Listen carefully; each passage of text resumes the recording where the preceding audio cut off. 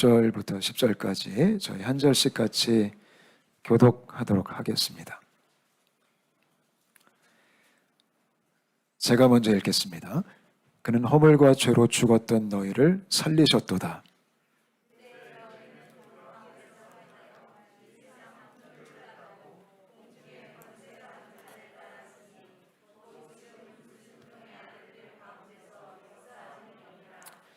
전에는 우리도 다 그 가운데서 우리 육체의 욕심을 따라 지내며 육체와 마음에 원하는 것을 하여 다른 이들과 같이 본질상 진노의 자녀이었더니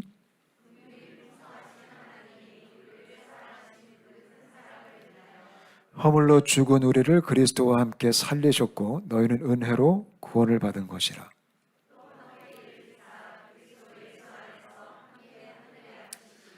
이는 그리스도 예수 안에서 우리에게 자비하심으로써 그 은혜의 지극히 풍성함을 오는 여러 세대에 나타내려 하심이라.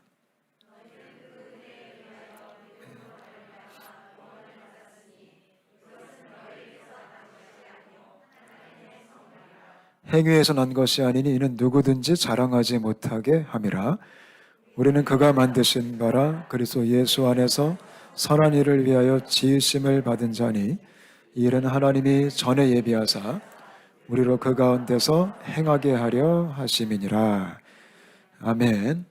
자, 우리 계속해서 에베소서 함께 나누고 있고요. 오늘도 이 주보 안쪽 보시면 설교 노트가 준비되어져 있으니까요. 보시면서 또 혹은 적으시면서 설교를 들으시면 큰 도움이 될 거라 생각됩니다. 지난주 복습 먼저 해드리겠습니다. 지난주에는 지혜 in Christ라는 제목으로 말씀을 전했습니다. 사도 바울이 에베소 교인들을 위해서 편지를 쓰면서 나는 항상 너희를 위해 기도한다 이렇게 얘기했어요. 여러분, 이 교회 공동체는 서로 기도해 주는 공동체입니다. 저는 저희 온사랑 교회가 서로를 위해서 기도하는 공동체가 되었으면 좋겠습니다. 우리가 밥은 잘 못 사줘도 우리가 선물은 잘 못 사줘도 서로 기도해 줄 수 있다면 그거면 됐잖아요. 그죠? 물론 가끔 밥도 먹으면 좋지만 그래도 서로 위해서 기도하는 그런 하늘의 패밀리가 되었으면 좋겠습니다. 서로 기도할 때 이 사도 바울을 보니까요. 이 에베소 교인들을 위해 기도할 때 크게 세 가지 기도 제목으로 기도했어요. 지난주에 같이 배웠었잖아요. 첫 번째가 뭐였냐면 지혜와 계시의 영이 임하셔서 너희가 하나님을 알았으면 좋겠다. 이게 정말 중요한 기도 제목입니다. 저는 여러분 모두에게 지혜와 계시의 영이 임하셔서 하나님을 알게 되시기를 축복합니다. 우리가 서로 위해 기도할 때 그거 기도하셔야 돼요. 물론 다른 기도 제목도 있어요. 그러나 정말 중요한 게 하나님을 아는 거거든요. 여러분 자녀들을 위해 기도하실 때 무엇을 위해 기도하십니까? 저는 여러분들의 자녀들이 하나님을 알게 되시기를 축복합니다. 그게 정말 중요한 겁니다. 그 다음에 사도 바울이 기도했던 게 이거죠. 부르심의 소망과 그 유업의 영광이 얼마나 대단한지 그걸 알았으면 좋겠다라고 기도했어요. 이게 쉽게 말씀드리면 어떤 거냐면 바로 이런 겁니다. 하나님을 위해 사는 게 얼마나 좋은 건지 알았으면 좋겠다. 그거예요. 여러분 하나님을 위해 사는 게 좋으십니까? 아멘 소리가 굉장히 지금 시들시들합니다. 여러분 하나님을 위해 사는 게 좋은 겁니다. 물론 인간적으로 봤을 때 그게 힘든 길이고 좀 좋지 않게 보일 수도 있어요. 왜냐하면 세상이 말하는 어떤 성공과 그런 화려한 조명을 받는 길이 아니거든요. 근데 여러분 확실한 게 뭐냐면 하나님을 위해 사는 게 좋아요. 그걸 아셨으면 좋겠어요. 물론 매력적으로 안 보일 수도 있어요. 근데 좋아요. 여러분 반대로 이 땅에서 우리가 누릴 거 다 누리고 풍요롭게 살아도요 좋지 않을 수도 있어요. 그게 좋음을 결정하지 않아요. 정말 좋은 삶은 정말 행복한 삶은 우리가 하나님을 위해 사는 거예요. 이 놀라운 비밀을 우리가 알았으면 좋겠어요. 그래서 여러분의 자녀들이 그걸 알았으면 좋겠어요. 세상의 성공이나 명예가 전부가 아니라는 거예요. 그거 다 가져도 불행할 수 있어요. 근데 그거 별로 없어도요 내가 주의 길을 걸어갈 때 정말 좋을 수 있어요. 저는 우리 교회 성도님들이 행복했으면 좋겠어요. 그게 제 소원이에요. 교회 다니면서 너무 힘들다 이러면 제가 얼마나 슬플까요? 여러분 개개인이 정말 기분 좋고 행복하고 즐거우셨으면 좋겠어요. 왜냐하면 주님의 길을 걷고 있기 때문에. 아멘. 그게 두 번째 기도 제목이었고요. 세 번째 기도 제목은 이거였죠. 하나님의 능력이 얼마나 큰지를 알았으면 좋겠다. 특별히 하나님의 길을 걷는 사람들과 함께하는 주의 능력이 얼마나 실제적이고 얼마나 진짜고 얼마나 대단한지를 경험하고 알았으면 좋겠다. 전 여러분 한 분 한 분이 여러분의 일상생활 속에서 주님의 능력을 경험할 수 있게 되시기를 바랍니다. 그래야지 신앙생활이 재밌어요, 사실. 여러분 신앙생활은 실제거든요. 추상적인 개념이 아니에요. 하나님은 진짜세요. 그래서 하나님을 내가 내 일상생활 속에서 체험하기 시작할 때 그때 신앙생활이 익사이팅해지는 거예요. 저는 우리의 신앙생활이 아주 어드벤처러스하고 익사이팅해지게 되시기를 바라요. 아멘. 예, 물론 좀 가끔은 힘들기도 하지만 예수 믿는 사람이 힘든데 해피해요. 어려운데 즐거워요. 이상한 사람들이에요. 우리 한번 인사할까요? 옆에 있는 분들 쳐다보시면서 이상한 삶을 살게 되시기를 바랍니다. 같이 인사하겠습니다. 네. 그게 That's a Christian life. 정말 세상이 이해할 수 없는 길을 걸으면서 We began to sing to Him. We began to rejoice. 그러니까 세상이 감당할 수 없는 거죠. 그래서 우리 공동체가 그런 공동체가 되었으면 좋겠습니다. 아멘. 자, 오늘은 은혜인 크라이스트라는 제목을 가지고 은혜에 대한 얘기를 할 거예요. 여러분 그리스도 안에 은혜가 있는 건 믿으시기 바랍니다. 여러분 은혜라는 단어가 되게 익숙하시잖아요. 그죠? 이 예수님 믿는 사람들이 제가 볼 때 가장 많이 사용하는 단어가 뭐 한 1, 2위 중에 은혜가 들어가 있는 것 같아요. 우리는 은혜라는 이 말을, 이 단어를 정말 많이 이용하죠. 우리 서로 인사할 때도 은혜 많이 받으세요. 그죠? 또 목사님한테 인사할 때도 은혜 많이 받았습니다. 서로 감탄사로 야 진짜 은혜였어 얘기하죠. 또 우리 기도할 때도 주님 은혜를 내려 주옵소서. 우리가 은혜를 거의 그냥 남발을 합니다. 근데 제가 가만히 보니까 우리가 사용하는 단어 중에 물론 되게 좋은데요, 뜻을 잘 알지 못한 채로 그냥 습관적으로 쓰는 단어들이 얼마나 많은지 몰라요. 근데 그 중에 하나가 제가 볼 때 이 은혜라는 단어 같아요. 이 은혜가 어떤 뜻이 있냐면요, 헬라어로 카리스라는 단어인데요, 이게 무슨 뜻이냐면 자격이 없는 사람들에게 나는 한 게 아무것도 없는데 거저 주어졌다라는 뜻이에요. 내가 노력한 것도 아니었고 내가 이룬 것도 아니었고 내 스펙과 전혀 상관이 없고 내 성적과 전혀 상관이 없는데 그것이요 그냥 공짜로 거저 주어진 거예요. 여러분 은혜가 좋아요 싫어요? 너무 좋죠. 정말 좋은 거잖아요. 우리 공짜 좋아하잖아요. 근데 여러분 안타까운 게 뭐냐면 이 좋은 은혜를요 많은 사람들이 누리지 못해요. 좋은데 못 누려요. 하다못해 예수님을 믿는 사람들도 이 은혜라는 그 단어를 진짜 많이 사용하는 사람들도 은혜를 잘 못 누려요. 왜 그러냐면요, 여러분 인간은요 은혜가 원래부터 어색한 존재들이에요. 우리는 태어날 때부터 이 은혜가 굉장히 불편해요. 왜냐하면 인간은 죄인이에요. 죄라는 게 뭐죠? 내가 왕으로 태어났다라는 거예요. 인간은 내가 성취하고 내가 노력하고 내가 이루는 게 너무 익숙해요. 내가 열심히 해가지고 내가 열심히 노력하고 애를 써가지고 업적을 이루고 그것 때문에 내가 자아 만족을 하고 자아 영광을 하고 자아 도취에 빠지는 거, 이게 인간의 인생 시스템이에요. 인간은 그게 너무 편하고요 그 사회 구조 안에 열심히 살고 있어요. 그래서 신앙생활도 비슷하게 하세요. 은혜라고 말은 하지만 내가 열심히 기도해서 내가 열심히 말씀 봐서 내가 열심히 순종해서 이런 축복을 얻었다, 내 영성이 개발됐다, 내가 영적으로 성숙했다, 이 영적 자만, 영적 성취감이 얼마나 큰지, 그것도 은혜와 상관이 없는 신앙생활이에요. 너무나 많은 사람들이 은혜는 좋지만 은혜가 뭔가 불편하고 뭔가 어색하고 우리는 태어날 때부터 내가 중심돼서 내가 하는 게 너무 좋은데, 그래서 내가 이루는 거에 너무 익숙한데 이 은혜는 그런 얘기를 안 하니까 우리가 좋아하긴 하지만 너무나 많은 분들이 잘 누리지를 못하는 것 같아요. 그리고 은혜는 더 나아가서 되게 자존심이 상해요, 사실. 왜냐하면 은혜는 내가 못한다라는 것을 전제로 깔고 있거든요.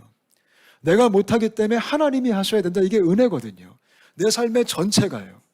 여러분, 신앙생활은요, 시작도 은혜고요, 과정도 은혜고요, 끝도 은혜예요. 그러니까 내가 하는 게 전혀 없는 거예요. 주님의 은혜로 되어지는 거거든요. 근데 이게 인간적으로 볼 때 별로예요. 자존심이 상해요. 인간은 내가 뭔가 하는 걸 너무 좋아하거든요. 그래서 자기 영광, 자기 명예를 추구하는 게 인생이잖아요. 근데 그게 죄악된 시스템이에요. 여러분, 우리는요, 이런 얘기 되게 좋아해요. Just do it. 나이키, just do it. 하면 된다. 우린 거기에 열광을 합니다. 근데 여러분, 정말 불편하게 은혜는 뭐라고 말하냐면 You cannot do it. 이렇게 얘기해요. 너 못해. 이렇게 얘기합니다. 이게 굉장히 힘든 거예요, 사람들이. 예수 믿어도 힘들어요. 우리는 주님을 위해 뭔가 해드리고 싶잖아요. 근데 신앙생활은 우리가 주님을 위해 뭔가 해드리는 시스템이 아니에요. 주님이 우리에게 해주신 그 바탕 안에서 반응하는 게 신앙생활이에요. 근데 우리가 주님을 위해 뭔가 해보자, 교회를 위해 뭔가 해보자. 여러분, 제가 볼 때 우리가 교회를 위해서도 뭔가 하려고 할 때 꼭 그런 분들이 교회에서 상처받으세요. 여러분, 우리가 교회를 위해 존재할까요? 교회가 우리를 위해 존재할까요? 교회가 우리를 위해 존재해 주는 거예요. 근데 우리는 그게 너무 불편하죠. 내가 뭔가 해야 된다. 그때부터 삶이 율법주의로 빠지고요. 그때부터 신앙생활이 지치기 시작하고요. 그때부터 신앙생활도 피곤해지기 시작하는 거예요. 그래서 우리가 오늘 말씀을 통해서 진짜 은혜가 뭔지, 하나님이 우리에게 어떠한 은혜를 주셨는지 알 수 있게 되시기를 바랍니다. 근데 이런 은혜를 누리는 삶을 살려면 가장 기본적인 전제 조건이 하나 있어야 돼요. 그게 뭐냐면 진짜로 내가 아무것도 할 수 없는 존재임을 인정하셔야 돼요. 그게 인정이 안 되면 은혜의 삶에 들어갈 수가 없어요. 요만큼이라도 내가 내 힘으로 하고자 하는 마음이 있을 때 은혜를 누릴 수가 없어요. 근데 제가 아까도 얘기했듯이 인간들은 자존심이 다 세요. 뭔가 내가 하는 걸 너무 좋아하고 그것 때문에 인정받고 싶어요. 그래서 이런 걸 다 내려놓고 하나님께 항복한 상태에서 우리가 은혜의 삶을 시작할 수 있는 거예요. 저는 우리 삶 속에 은혜가 시작되시기를 축복합니다. 근데 사람은요, 자존심이 되게 세잖아요. 그죠? 제가 어저께 이 타이쿠싱에서 시티 플라자에서 이제 저희 집 쪽으로 가는 현관에서 아주 재밌는 장면 한 개를 제가 목격을 했습니다. 꼬맹이 둘이 싸우고 있는 거예요. 여자아이들, 어린애들 둘이. 근데 가만 보니까 코리언들이에요. 코리언. 한국말로 싸우고 있어요. 제가 볼 때 초등학생도 안 됐어요. 어린 애기들이에요. 얘네들이 그 현관에 문을 잡고 서가지고 정말 지금 신경전을 벌이고 있는 거예요. 큰 소리로 뽀록뽀록 한국말로 떠들기 시작하는 거예요. 뭐라고 말하냐면 그 중에 한 명이 야! 너 내 말 안 듣잖아! 이렇게 얘기하는 거예요. 그래서 서로 말 안 듣는 것 때문에 열심히 싸우고 있더라고요. 그게 인간의 자존심이에요. 인간은 기본적으로 이게 세요. 그래서 은혜 받기 진짜 힘들어요. 은혜를 누리기 진짜 힘들어요. 저희 막내도 자존심이 있어요. 이제 9살이에요. 근데 he has 자존심. 잔소리를 그렇게 싫어해요. 형하고 누나가 하는 잔소리가 너무 싫어요.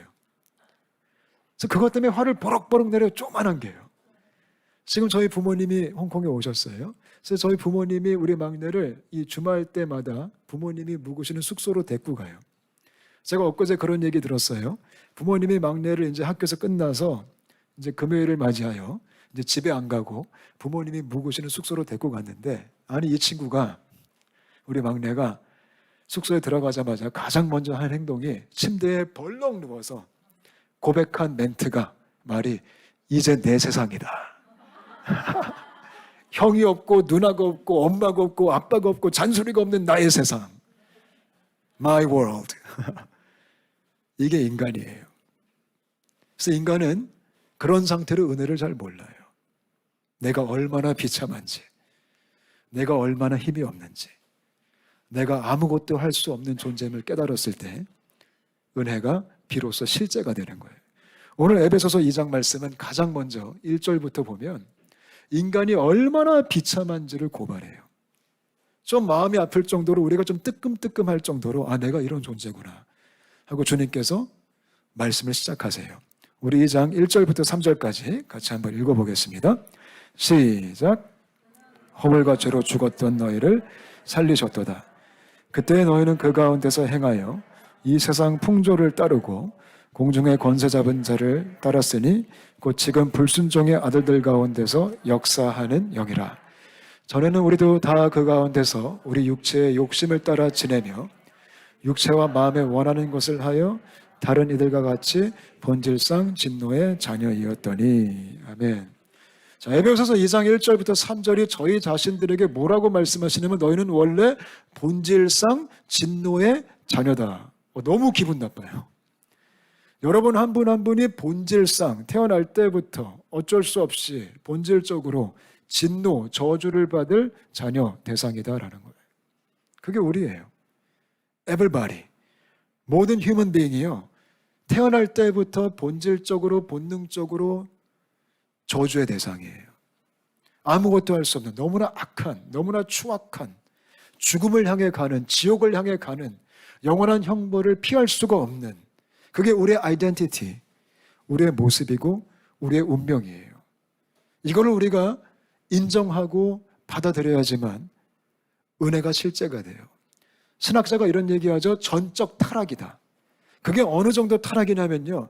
하나님을 찾을 수조차 없는, 하나님을 갈망할 수조차 없는, 하나님의 필요성을 느낄 수조차 없는, 내가 너무나 중심적이고 내가 너무나 왕돼서 I cannot even respond to God. 오직 악만 행할 수 있는 그게 우리라는 거예요. 이렇게 말합니다. 크게 세 가지 특징이 있어요. 이런 본질상 진노의 자녀는 세상의 풍조를 따른다. 우린 태어날 때부터 본질상 진노의 자녀이기 때문에 하나님께 리스폰스 할 수가 없고 우린 세상을 그렇게 열심히 따라가는 거예요. 여러분 세상의 풍조가 뭘까요? 인본주의예요. 인간이 중심되는 게 세상의 풍조예요. 사람이 왕 되는 게 세상의 풍조예요. 사람이 자기 인생에 자기가 주인 되는 게 세상의 풍조예요. 인간은 태어날 때부터 그 시스템 속에 살아가요. 그 세상 속에 살아가요. 인간이 통치하는 나라, 인간이 다스리는 나의 세상. 세상이 말하는 성공가치에 우린 다 잡혀 있어요. 여러분 세상이 말하는 성공가치가 뭐죠? 내가 성공하는 거예요. 내가 잘 되고 내가 돈 많이 벌고 내가 명예를 얻고 내가 좋은 대학 가고 내가 좋은 직장 가고 내가 좋은 배우자 만나고 내 유산이 많고 좋은 부모 만나고 출세했다. 우린 그거를 success, 성공했다라고 얘기하는 거예요. 그래서 모든 인류가 그 성공을 위해 얼마나 열심히 사는지 몰라요. 가끔은 타락한 기독교가 그 성공을 이용하기도 해요. 하나님 잘 믿으면 성공한다고. 근데 그거는 복음이 아니에요. 인간은요, 세속적 가치를 따라가요. 또 세상에서 말하는 도덕적 가치도 있잖아요. 요즘 도덕이 땅에 떨어졌어요. 요즘 세상이 주장하는 도덕과 윤리는요, 말이 안 돼요. 죄가 죄가 아니래요. 악이 악이 아니래요. 간통이 죄가 아니래요. 간통이 사랑과 로맨스래요. 정신 나간 세상이죠. 근데 거기 열광해요. 그걸 좋아해요.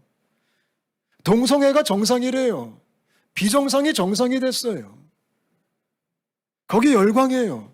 그걸 좋아하고 따라가요. 그거 나무라면 그거 잘못됐다고 얘기하면 오히려 조롱을 해요. 그게 세상이 추구하는 도덕과 윤리예요. 큰일 났습니다. 제가 여기 홍콩에 와서 저희 자녀들이 학교에 갔어요. 특히 제 둘째 아들이 학교를 갔는데 이번 주에 제가 학교 가서 상담을 받고 이제 어떤 form, 양식을 좀 썼어요. 서류를 좀 썼는데 거기 어떤 섹션이 있었냐면 우리 아들의 gender, 성이 뭐냐 쓰는 게 있어요. 근데 이 학교에서 내세우는 gender가 There's four genders. 거기서 하나 고르래요. 그래서 내가 wow, I thought there were two. And there's four. 제가 몇 년 전에 시애틀에 집회를 계속 갔었어요. 시애틀은요, 젠더가 7개가 있어요.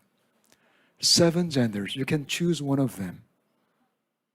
남자, 여자, 자연, wannabe. 되게 많아요. 근데 그게 정상화됐어요. 그게 세속적, 도덕적 가치, 인권이란 이름으로 다 받아들여지는 거예요. 본질상 진노의 자녀들은 그거를 다 따라가요. 또 세상이 추구하는 종교 가치가 있죠. Every religion, 모든 종교는 하나다. 천국으로 가는 길은 다양하다. 기독교도 있고 불교도 있고 천주교도 있고 이슬람교도 있고 다 있다. 다 정상에서 만날 것이다. 얼마나 아름다운 메시지, 통합과 연합의 메시지예요. 사람들이 열광해요. 멋있으니까. 근데 여러분, 오직 예수예요. 아멘. 최근에 제가 유키즈 그 프로그램을 봤어요. 유튜브로. 그날따라 그 유재석 씨가 인도하는 그 프로그램의 게스트가 3명이었어요. 목사님, 신부님, 스님. 3분이 연합하셨어요. 너무나 유익한 대화를 많이 하셨어요. 종교 통합. 그게 세속적 종교 가치예요. 세상에서 말하는 과학 가치가 있죠. 생명 연장하자. 인간을 복제하자. 신의 영역을 침범하기 시작했어요. 우리는 영원히 살 수 있다. 그게 세상이에요. 인간이 하나님 되는 나라. 인간이 통치하는 나라. 세상의 철학같이 포스트 모던 뉴에이지 다 뭐예요? 사람에게 신적인 능력이 있다. 명상하고 운동하고 계속 돌을 닦으면 우리가 신처럼 될 것이다. This is the world. 근데 본질상 진노의 자녀들은 태어날 때부터 그거를 추구하고 그거를 따라가는 거예요. 그게 세상의 풍조예요. 또 뭐라고 말하죠?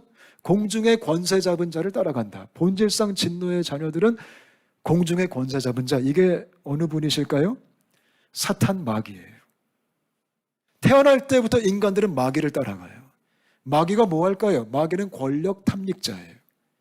여러분, 사탄이 왜 사탄 됐을까요? 권력을 탐닉하다가 사탄 됐어요. 하나님 되려고 하다가 타락한 거예요. 그래서 인간은요, 죄인된 인간들은 기본적으로 권력을 탐닉해요. 우린 높이 올라가고 싶어요. 그게 인생 시스템, 사회 구조예요. 더 높은 곳으로, 더 높은 위치로, 더 높은 직위가 우리가 사모하는 것들이에요. 다 권력을 갖고 싶어요. 힘을 갖고 싶어요. 그게 인생이에요. 또 뭐라고 말하죠? 육체의 욕심을 따라 산다. 이게 뭐예요? 본질상 진노의 자녀는 다 욕심을 추구해요. 여러분, 제가 저를 봐도 Man, I have this 욕심 inside of me. 이거와 싸우기 너무 바빠요. 욕심이 얼마나 많은지 몰라요. 분명히 있는데 또 갖고 싶어요. 분명히 샀는데 또 사고 싶어요. 분명히 먹었는데 또 먹고 싶어요. 밑 빠진 독에 물 붓듯이 this 욕심 is like eternal, limitless. 여러분, 마찬가지 아니에요? 욕심을 따라 그래서 살기 시작하면 인생이 피곤해요, 안 피곤해요? 완전 피곤해요. 왜냐하면 채워질 수가 없기 때문에. 근데 그게 본질상 진노의 자녀의 모습이에요. 세상의 풍조를 따르고 공중의 권세 잡은 자를 따르고 육체의 욕심을 따라가는 거예요. 이 끝은 어딜까요? 이 끝은 사망이에요. 그게 우리 모두예요. We're born like that. 우리 그렇게 태어난 거예요. 그래서 우리는 너무나 절망스러운 거죠. 우리는 아무것도 못하는 거죠. 우리의 소망은 지옥밖에 없는 거죠. 근데 오늘 이런 인간들에게요, 하나님이 은혜를 주셨대요. 인간은 구원받기 위해 할 수 있는 게 아무것도 없어요. 뭔가 해보려고 하긴 하지만 종교도 만들어보고 공부도 해보고 뭔가 해보긴 해보지만 There's nothing we can do. 오늘 그 말씀을 하고 있는 거예요.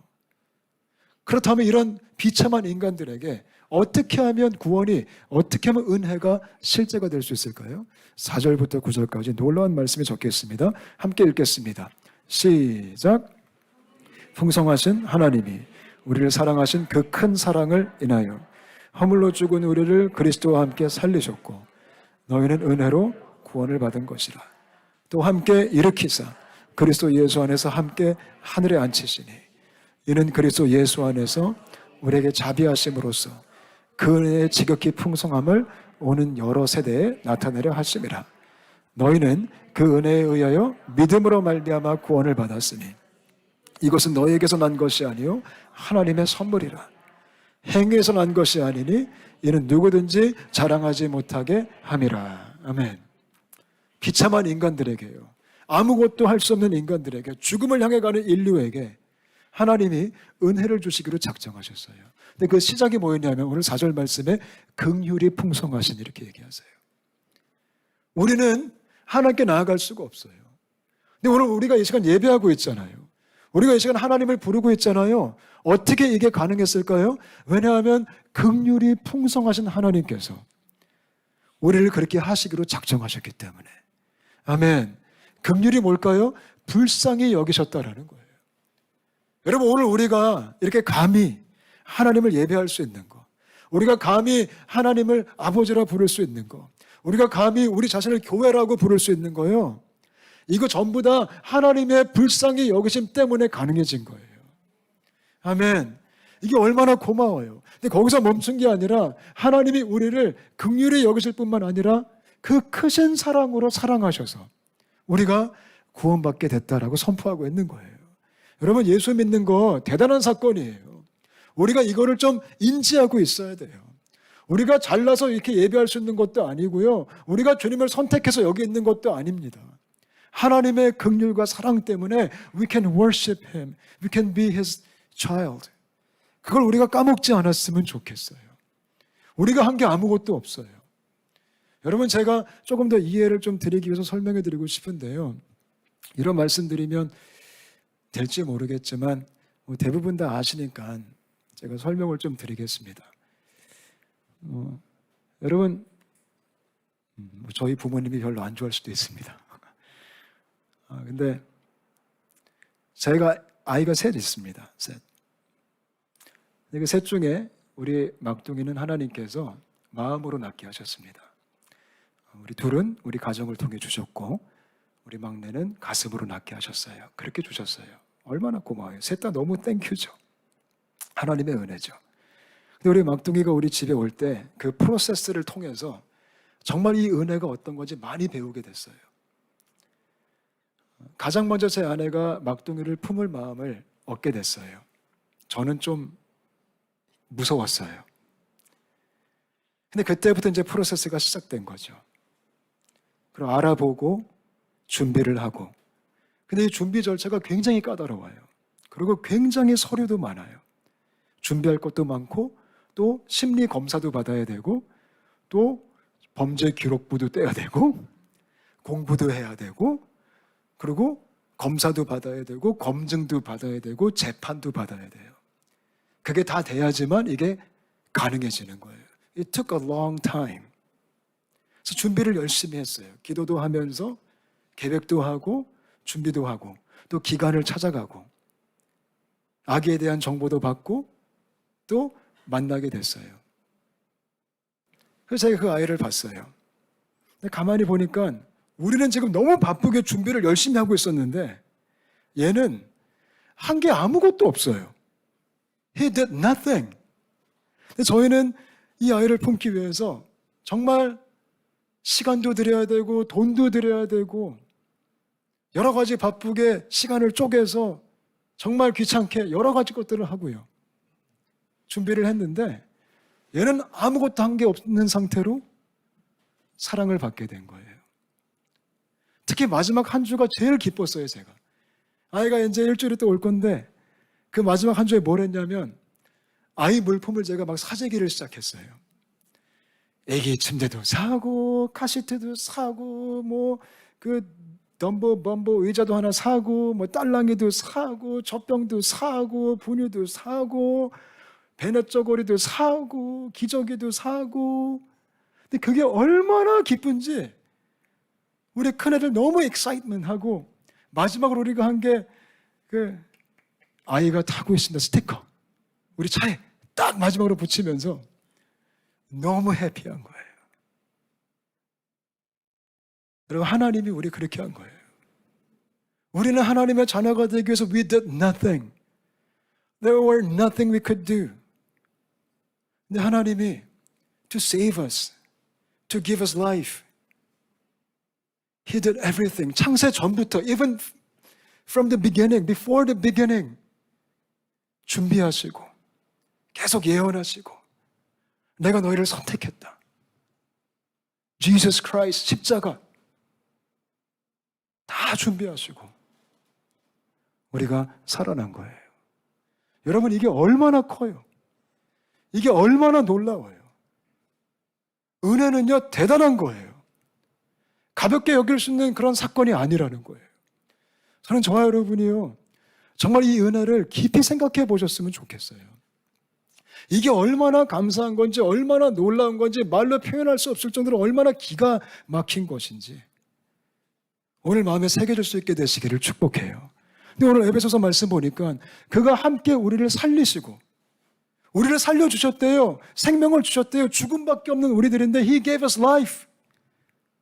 근데 거기서 멈춘 게 아니라 함께 일으키사, 그냥 인공호흡으로 CPR로 후후 불어넣으신 것뿐만이 아니라 우리를 일으켜 세워주신 거예요. 하나님의 자녀로의 회복, 상처로부터의 회복, 죄로부터의 회복, 어둠으로부터의 회복, 마귀로부터의 회복, 우리가 세움을 받았다라고 선포하고 있는 거예요. 아멘. 근데 거기서 멈춘 게 아니에요. 함께 앉혀주사, 같이 앉아있는 거예요. 하나님과 예수님과. 이게 뭐예요? 권세도 주시고 너는 나의 자녀다, 내 아들이다, 내 딸이다. 그게 크리스천이에요. 우리가 그런 존재로 은혜를 입게 된 거예요. 전 저와 여러분이 그 부분에 있어서 은혜 안에 자부심이 있게 되시기를 바라요. 그래서 예수님 믿는 사람은 좀 떳떳함이 있어야 돼요. 교만하라는 말이 아니에요. In the grace. 아, 내가 이런 존재가 되었구나. 그리고 뭐라고 말해요? 이는 너희가 자랑할 것이 없다. 이는 다 하나님의 선물이라. 이게 얼마나 고마워요. 여러분 한번 생각해 보세요. 여러분들이 지금까지 살아오시면서 받은 선물 중에 가장 기억에 남는 선물이 뭐가 있으십니까? 아마 다양하게 있을 거예요. 저도 기억에 남는 선물들이 있어요. 근데 여러분, 비교할 수 없을 정도로 이 하나님의 선물은 말도 안 되는 거예요. He gave us life. He called us as His child. 이 은혜가 실제가 되시기를 축복합니다. 아멘. 여러분 정말 고마우세요? 정말 감격이 있으세요? 이 선물 하나면 충분하지 않아요? 이게 말이 안 되지 않아요? 그리스도 안에서 우리가 그런 은혜를 입은 사람들이에요. 그래서 예수님 믿는 사람들은 이 은혜를 진짜 알면 욕심에서 자유로울 수 있어요. 이 은혜 안에 거하면. 왜냐하면 이게 베스트니까요. 이거보다 덜 뭘 원하세요, 사실? 뭐 그렇게 하나님께 원하시는 게 많으세요? 뭐 그렇게 땡깡을 많이 쓰세요, 주님께? 이거 주셨는데. 이거 하나면 됐잖아요, 사실요. 더 바라는 거 죄송한 거잖아요, 솔직히 말씀드리면. 전부를 주셨는데요. 근데 우리는 툭하면 또 삐지고 막 나한테 왜 이러시냐고, 주님. 내 인생은 왜 이러냐고 막 또 우리가 주님께 막 삿대질하고. 그럼 하나님은 얼마나 황당하시겠어요. He gave us everything. 그래서 제 안에도 이런 감동이 있었으면 좋겠어요. 주님 한 분이면 충분한 거예요. 이 은혜면 다 된 거예요. 우리 예수님 십자가에서 마지막 하신 말씀이 뭐죠? 다 이루었다. It's finished. It's done. 끝난 거예요. 그래서 그리스도 안에서 이 은혜가 우리를 지배했으면 좋겠어요. 그래서 항상 기뻐하라는 거예요. 그래서 범사에 감사할 수 있다라는 거예요. 그래서 항상 노래할 수 있는 거예요. 인생이 힘들어도 because of the grace, we can still worship. Because of the grace, we can still rejoice. 전 여러분의 삶에 그런 기쁨이 있었으면 좋겠어요. 그런 자족함이 있었으면 좋겠어요. 우린 불만족이 되게 많아요. 아, 우리 인생은 왜 이래? 우리 집안은 왜 이래? 우리 애들은 왜 이래? 남의 애들은 잘만 하더만. 근데 거기에 집중하지 말고요. 은혜에 집중하셨으면 좋겠어요. 여러분 선물 큰 거 받으면 기분 좋아요? 안 좋아요? 좋죠. 여러분 사람이 정말 큰 은혜 받고 너무 기분이 좋아지면 어떤 현상이 생길까요? 마음이 되게 넓어져요. 그죠? 여러분 기분 좋은 일 만나셨는데 애가 실수했어. 그럼 혼내요? 그때는 또 얼마나 너그러운지 몰라 우리가. 아 괜찮아, 뭐 괜찮아, 그럴 수 있는 거지. 근데 우리가 그러지 못하면 막 화를 내잖아요. 예수님 믿는 사람은 은혜 때문에 마음이 너그러운 사람들이에요. 저도 그렇게 됐으면 좋겠어요. 이 은혜 안에 잠겨 있으면 원수까지 사랑할 수 있는, 제가 볼 때 가능성이 생기는 것 같아요. 그래서 주님이 그런 무지막지한 명령도 하신 거예요, 우리한테. 은혜가 너무나 큰 거기 때문에. 이거 있으면 된다. 할렐루야. 그래서 우리는 은혜 안에 강해지려고 날마다 주 앞에 나아가야 되는 거예요. 여러분, 아버지들한테 언제 용돈을 가장 많이 탈 수 있죠? 아버지가 기분 좋으실 때. 아버지가 막 기분 좋게 퇴근하시면 그때가 찬스잖아요. 아빠 용돈, 그럼 바로 그냥 내 새끼 막 주잖아요. 그게 은혜 받은 사람이에요. 이거면 충분한 거예요. 할렐루야. 그래서 그런 은혜가 우리 안에 실제가 되었으면 좋겠어요. 십자가의 그 은혜, 하나님의 사랑. 그럼 이런 은혜를 입은 자들이 어떻게 반응하며 살아야 될까요? 10절 말씀 같이 읽겠습니다. 시작. 우리는 그가 만드신 바라 그리스도 예수 안에서 선한 일을 위하여 지으심을 받은 자니 이 일은 하나님이 전에 예비하사 우리로 그 가운데서 행하게 하려 하심이라. 자, 은혜 받은 사람들이 오늘 말씀 보니까요, 선한 일을 위해 지음받았대요. 원래 우리가 지음받은 목적이 있었어요. 죄짓기 전에, 타락하기 전에 우리의 원형이 있어요. 그 원형이 뭐냐면 선한 일을 위해 지음받은 거예요. 그 선한 일이 뭘까요? 1차적으로 하나님을 예배하는 거예요. 저는 은혜 가운데 우리가 주님을 예배할 수 있게 되시기를 축복합니다. 또 제가 선한 일을 헬라어로 한번 찾아보니까 이런 의미도 있어요. 선교적인 일이에요. 은혜를 모르는 자들에게 은혜를 알리는 사명이 있다는 거예요. 여러분, 예수 믿는 사람들은 예배하며 선교하는 게 우리 인생의 목적이에요. 우리 온사랑교회가 예배하며 선교했으면 좋겠어요. 여러분 한 분 한 분이 예배하며 선교하셨으면 좋겠어요. 여러분의 일터에서 일이 예배가 되셨으면 좋겠어요. 일이 선교가 되셨으면 좋겠어요. 그게 은혜 받은 자들의 마땅한 삶이라는 거예요. 우리 모두가, 저를 포함해서 우리 온사랑교회가 그 길을 은혜 속에서 걸을 수 있게 되시기를 축복합니다. 제가 마지막으로 이 예화를 하나 말씀드리고 마치려고 합니다. 제가 이 설교 노트에 두 형제라고 쓴 게 있어요. 제가 아주 오래전에 그 어떤 수련회 갔다가 제가 존경하는 선배 선교사님께서 이 이야기를 해주셨어요. 근데 이게 마음에 너무 와닿았어요. 실화예요, 실화. 중국에서 일어난 사건이에요. 중국에 두 형제가 있었어요. 이 이야기를 통해서 우리가 은혜가 뭔지 좀 알 수 있어요. 두 형제가 있었는데요. 이 두 형제 부모님이 사고로 돌아가시게 됐어요. 죽임을 당하셨어요. 어린 나이에. 이 두 형제가 졸지에 고아가 됐어요. 가난했어요. 졸지에 형이 어렸음에도 불구하고 소년 가장이 됐어요. 그래서 어떤 교회가 이 둘을 불쌍히 여겨서 이 둘을 교회로 데리고 왔어요, 목사님이. 이 두 아이가 교회에서 자랐어요. 교회에서 먹여주고 재워주고 또 학교도 보내주고 그리고 신앙생활도 같이 하고, 물론 교회에서 목사님이 청소도 좀 시켰죠. 그래서 아이들이 교회에서 잘 자랐어요.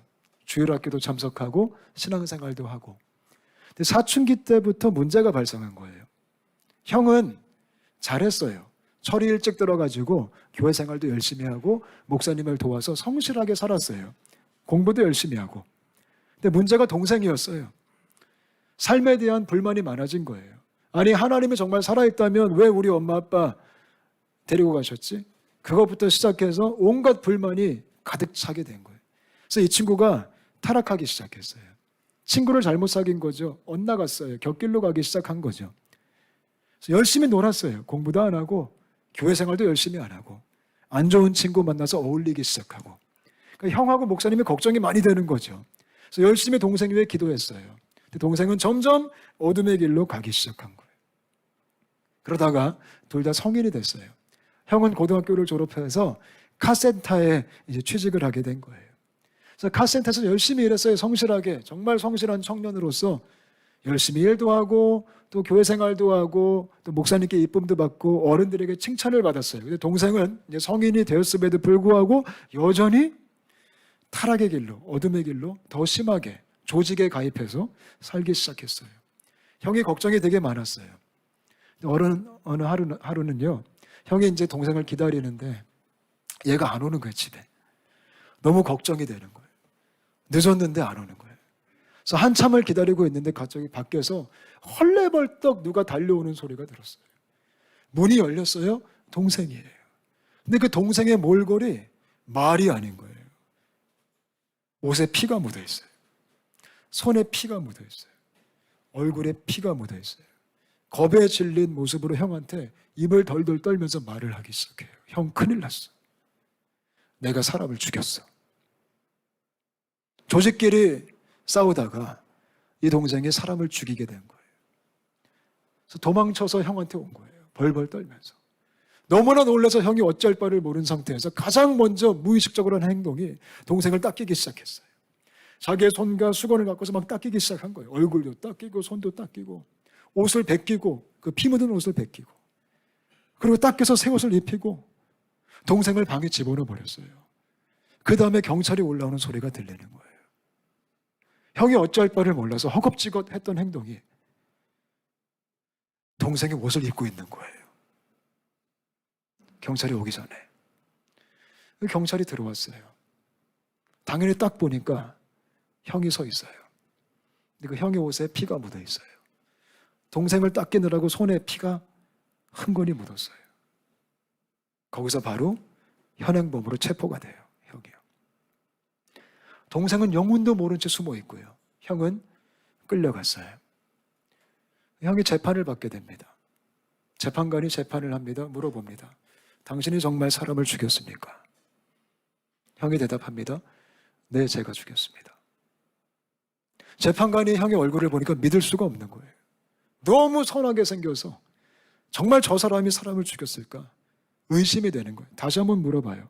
정말 당신이 죽였습니까? 형이 얘기해요. 제가 죽였습니다. 한 번 더 묻습니다. 당신이 정말 죽였습니까? 형이 얘기해요. 네, 제가 죽였습니다. 재판 결과가 나왔어요. 사형이에요. 그래서 형은 이제 사형을 받고 이제 기다리는 거예요. 사형 날을. 그 집행일을요. 그래서 감옥에 갇혀 있었어요. 동생은 영문도 모른 채 지금도 숨어 지내고 있는 거예요. 그 형이 갇혀 있으면서 그 형을 지켰던 경비와 교도관들이 난리가 났어요. 왜냐하면 이 형을 아무리 봐도 살인자 같이 안 보이는 거예요. 너무 선하고 그 감옥에 갇혀서 하는 일이 기도하고 찬양하고 예배하고 있는 거예요. 함께 갇힌 죄수들에게 너무 잘 섬기는 거예요. 그래서 교도관과 경비가 계속 얘기하는 거죠. 아니 정말 저 사람이 죽였을까 사람을. 본인들도 인정을 할 수가 없는 거예요. 그러면서 점점 이 사형일이 다가왔어요.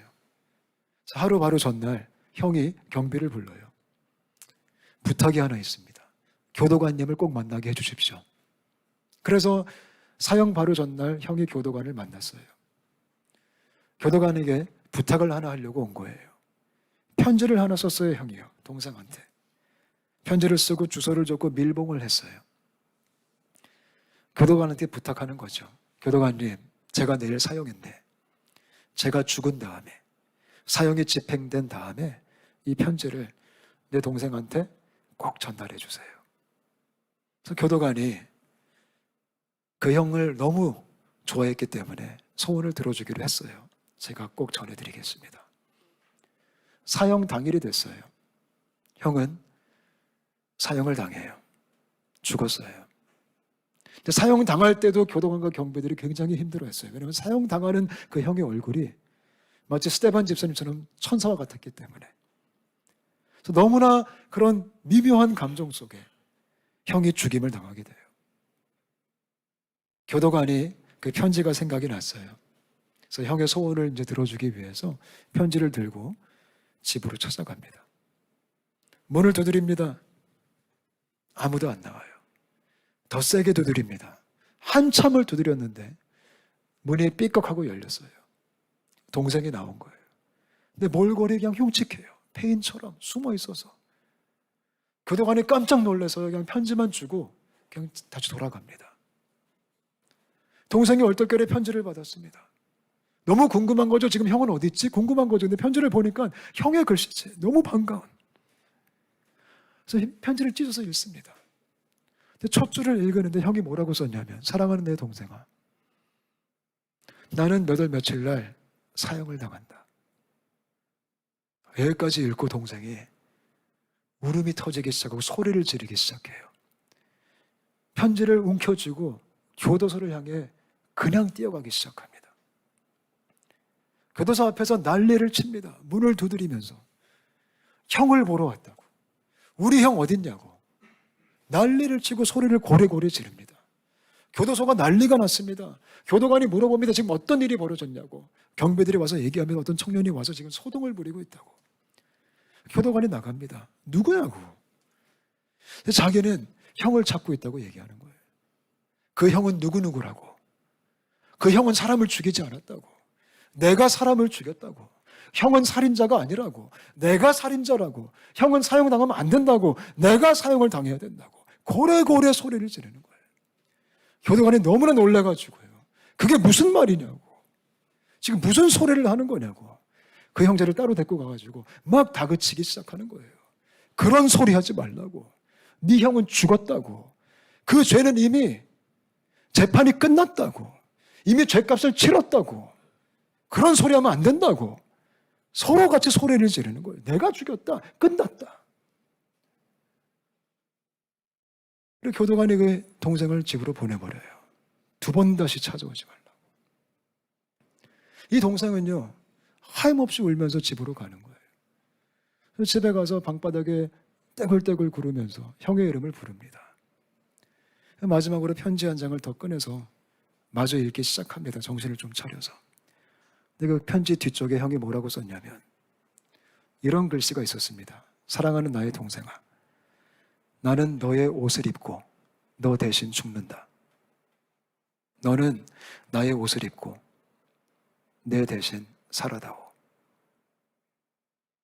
이 동생이 그 글을 읽고 통곡을 합니다. 한참을 웁니다. 며칠을 웁니다.